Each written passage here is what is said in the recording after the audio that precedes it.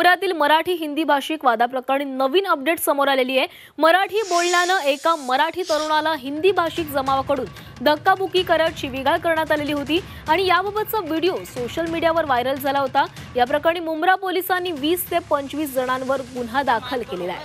तर मुंब्र्यामध्ये एका मराठी भाषिक तरुणाला हिंदी भाषिक जमावाकडून शिवीगाळ आणि धक्काबुक्की करण्यात आलेली होती आणि या घटनेचा व्हिडिओ व्हायरल झालेला होता आणि आता या प्रकरणी मुंब्रा पोलिसांनी 20 ते 25 जणांवर गुन्हा दाखल केला आहे।